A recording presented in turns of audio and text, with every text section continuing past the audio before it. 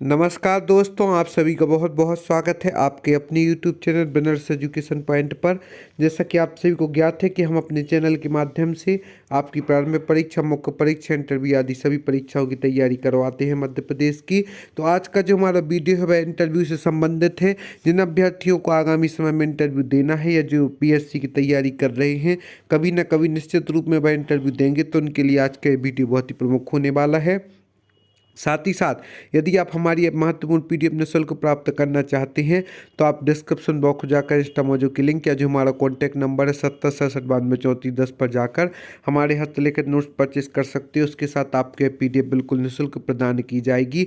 कई बार ऐसा होता है कि अभ्यर्थी इंटरव्यू में राष्ट्रीय, अंतर्राष्ट्रीय, अपने क्षेत्र आदि सभी जगह की व्यवस्थित तैयारी तो कर लेते हैं, उनके पास ज्ञान का सीम भंडार भी होता है, लेकिन वह कुछ गलतियों से चूक जाते हैं जो कि उनके पॉजिटिव नंबरों को भी नेगेटिव की ओर ले जाता है। तो आज के इस वीडियो में हम ऐसी आपको सावधानियों के बारे में बताने वाले हैं, या एक प्रकार से कहें तो इंटरव्यू की रणनीति बताने वाले हैं, जिसका यदि आप अक्षरशः पालन करेंगे तो आप 100% सफलता को प्राप्त करेंगे। चलिए स्टार्ट करते हैं आज का हमारा वीडियो। सावधानियां जब आप साक्षात्कार कक्षा में प्रवेश करें। MBPSC 2019 का जो साक्षात्कार है वह मार्च महीने में संभावित है। तो सावधानियां जब आप साक्षात्कार कक्षा में प्रवेश करें तो आपको क्या करना है, क्या नहीं करना है। सर्वप्रथम तो जैसे हम आपको वेशभूषा के बारे में बता चुके हैं कि अच्छे कपड़े पहन कर जाएं, तो वेशभूषा तो हम बता चुके, सिंपल एंड सोबर।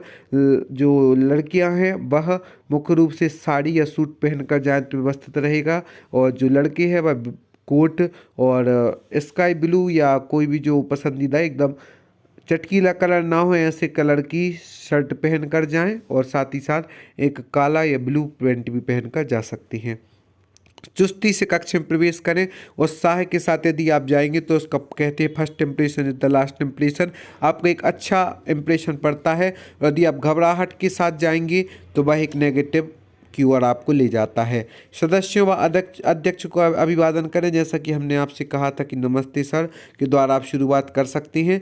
जब तक बैठने को ना कहें बैठिए मत, नहीं तो कई बार अभ्यर्थी क्या करते हैं, घबराहट में जाकर सीधे बैठ जाते हैं, क्योंकि उनके ऊपर इतना प्रेशर होता है कि वह इस प्रेशर को सहन नहीं कर पाते हैं। तो सर्वप्रथम तो अच्छे कपड़े पहन कर जाएं, कॉन्फिडेंस के साथ जाएं, चुस्ती से कक्षा में प्रवेश करें, सदस्यों व अध्यक्ष से अभिवादन करें। जब तक बैठने को आपसे ना कहा जाए जब तक ना बैठें। यदि आप बैठते हैं तो सीधे बैठे, नहीं तो कई लोग टिक जाते हैं, कई लोग झुक जाते हैं।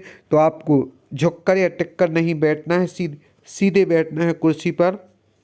झुककर बिल्कुल भी मत बैठे और नीचे मत देखें। जो आपके बोर्ड मेंबर्स उनकी तरफ आप देख सकते हैं, या यहाँ वहाँ भी नहीं देखें। कई बार अभ्यर्थी यहाँ वहाँ देखने में लग जाते हैं, जो कि उनके लिए नकारात्मक प्रभाव डालता है। और कई अभ्यर्थी घबराहट में हाथ के ऊपर हाथ फेरते रहते हैं, नाखून किटकिटाते रहते हैं, या पैर को हाथ से पैर को बजाते रहते हैं। घबराहट की वशीभूत यह होता है, यह शौक की वशू है, लेकिन हमें यह काम नहीं करना है। झुके नहीं, झुकना नहीं है, और अपने हाथ और पैरों को मत बजाइए, जैसा कि हम बता चुके हैं। कई अभ्यर्थी करते हैं, लेकिन ऐसा नहीं करना है। और जागृत रहिए, साक्षात्कार बोर्ड के प्रश्नों को ध्यान से सुनिए, और ये बिल्कुल भी मत कीजिए कि थोड़ा सा प्रश्न सुना बस उत्तर देने लगे। जब तक वह शांत नहीं होते हैं, उनका पूरा प्रश्न नहीं होता है, तब तक हमें उत्तर नहीं देना है। उस दिन का समाचार पत्र पढ़कर जाए। समाचार पत्र पढ़ना तो आपके लिए हमेशा ही जरूरी है, चाहे आप प्री दे रहे हों या मेंस या इंटरव्यू, क्योंकि इसके द्वारा ही आपको राष्ट्रीय, अंतर्राष्ट्रीय, करंट की घटनाएं, सामाजिक मुद्दे आदि का ज्ञान होता है कि वर्तमान में अभी क्या स्थिति, कैसा क्या चल रहा है। बड़ा आपके लिए उपयोगी होता है। 3-4 करंट इशू तैयार करके जाएं कि यदि उनसे वाद विवाद या कोई प्रश्न पूछा जाए तो आप उस पर बिल्कुल तैयार रहें। विचारों में संतुलन लाएं, और आपका यदि कॉन्फिडेंस स्तर अच्छा रहेगा तो आपके चेहरे से जो झलकेगा, जो आपके लिए पॉजिटिव ही रहेगा। राज्य व राष्ट्रीय स्तर का घटनाक्रम साक्षात्कार का मुख्य विषय रहेगा। वर्तमान में जो राज्य एवं राष्ट्रीय स्तर की घटनाएं हो रही हैं, चाहे वह बजट से संबंधित भी पूछ सकते हैं। मार्च महीने तक जो भी राज्य एवं राष्ट्रीय स्तर की घटनाएं रहेंगी, प्रमुख मुद्दे रहेंगे, चर्चा के विषय रहेंगे, वह आपके साक्षात्कार का मुख्य विषय रहेगा। तो उनको आप व्यवस्थित तैयार अभी से करने लगें, और फिर इंटरव्यू के समय तो आपको उनको और व्यवस्थित करना है, तो सिर्फ रिवीजन का समय रहेगा, तो रिवीजन करके आप जा सकते हैं। प्रश्न का उत्तर ना आने पर सॉरी, माफ़ कीजिए, मुझे अभी इस प्रश्न का उत्तर याद नहीं आ रहा है, आदि शब्दों का प्रयोग कीजिए।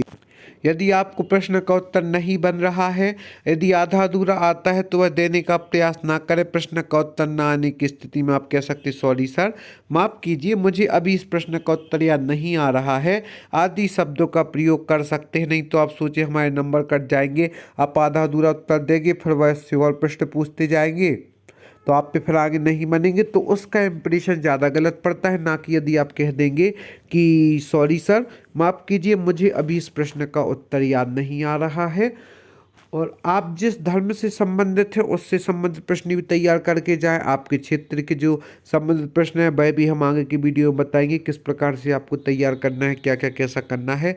अगर बोर्ड मेंबर आपको कुछ खाने पीने के लिए ऑफर करते हैं तो विनम्रता से कहिए धन्यवाद सर, थैंक यू सर, और विनम्रता से मना कर दीजिए। मतलब ऐसा ही एक प्रकार से तो वो कहते नहीं है, और अगर कहते हैं तो आपको विनम्रता से उनसे धन्यवाद सर, थैंक यू सर कहकर और मना कर देना है। और आप यदि चाहते हैं तो परमिशन लेकर पानी पी सकते हैं। यदि आपको आवश्यकता लग रही है तो आप पानी पी सकते हैं।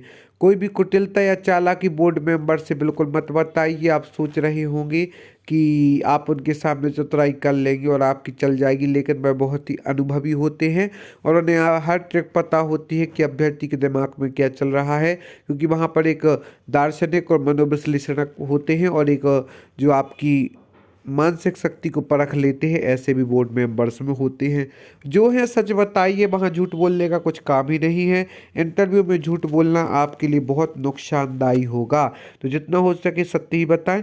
और आपके जो ग्रेजुएशन है, पोस्ट ग्रेजुएशन के सब्जेक्ट हैं, उनको व्यवस्थित तैयार करके जाएँ, और जिससे आपको किसी प्रकार की परेशानी ना हो। और आप हमें फेसबुक, यूट्यूब, इंस्टाग्राम, टेलीग्राम आदि के माध्यम से भी ज्वाइन कर सकते हैं एवं हमारे हस्तलिखित नोट्स भी परचेज कर सकती हैं।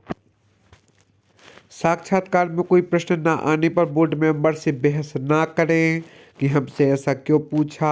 कई बार अभ्यर्थी तनाव में रहते हैं और वह झुंझला जाते हैं, तो जवाब भी दे सकते हैं, लेकिन यह तो पूरी तरह से नकारात्मक रहेगा। इसलिए बोर्ड मेंबर्स को जवाब ना दें, बहस ना करें, जिद्द बिल्कुल भी ना करें, कुतर्क भी ना करें, अपने पॉइंट को प्रूव करने के लिए बोर्ड का अपमान ना करें। कई बार ऐसा होता है वह आपको गुस्सा दिलाने का प्रयास भी करते हैं, यदि आप गुस्से में आ जाते हैं तो आप असफल हैं। आपकी यह धैर्य एवं क्षमता की, सहनशीलता की परीक्षा होती है जिसमें हमें पास होना है। तो साक्षात्कार में कोई प्रश्न न आने पर बोर्ड मेंबर्स से बहस ना करें, जिद भी ना करें, कुतर्क ना करें, अपने पॉइंट को प्रूव करने के लिए बोर्ड का अपमान भी किसी भी कंडीशन में ना करें, यह आपके लिए ही उत्कृष्ट रहेगा। विवादास्पद मुद्दों पर बहस ना करें जिनका कोई हल नहीं है, और ना आप जीत सकते हैं ना आप किसी को हरा सकते हैं। विवादास्पद मुद्दों से तात्पर्य जैसे कि आरक्षण, धर्म सबसे बड़ा मुद्दा है, राजनीति, शासन की नीतियाँ, इसमें ना तो आप किसी को सही कह सकते विशेष रूप से, ना गलत। तो इसमें आप डिप्लोमेटिक आंसर दें तो ज़्यादा अच्छा रहेगा, और इनमें बहस करने का कोई अभिप्राय नहीं होता है। विवादास्पद मुद्दों पर बहस बिल्कुल भी ना करें। छोटे वाक्यों में उत्तर दीजिए। कहा जाता है शॉर्ट एंड स्वीट। जितना आपका आंसर छोटा और व्यवस्थित रहेगा उतना अच्छा उसका प्रभाव पड़ेगा। ऑफिसर लाइक क्वालिटी विकसित कीजिए। ऑफिसरों को जो क्वालिटी पसंद है उसको विकसित कीजिए। आपकी बॉडी लैंग्वेज, वेशभूषा, हाव भाव, आहार, दिनचर्या को ऑफिसर जैसा बनाए।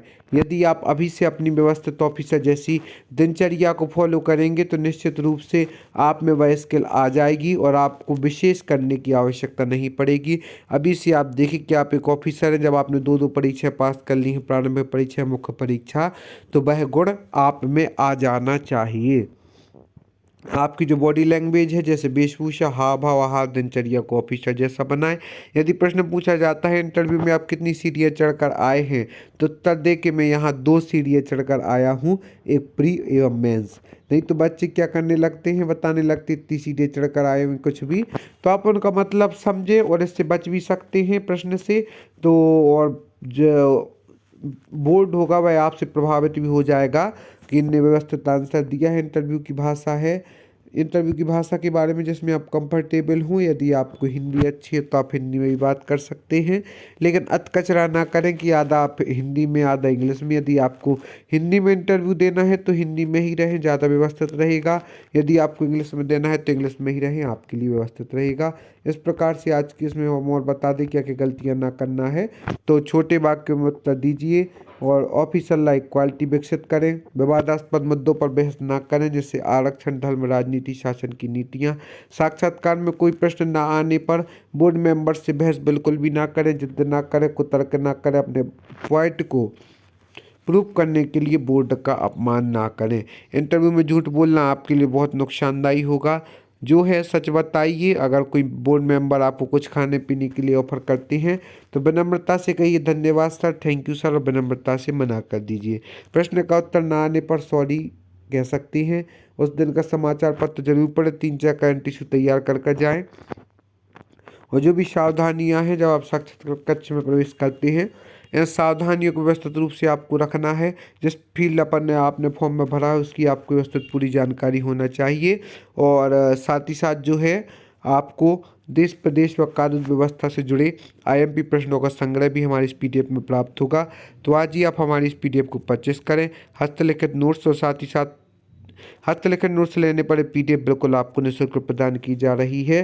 तो इस शुभ अवसर का लाभ लें। धन्यवाद दोस्तों।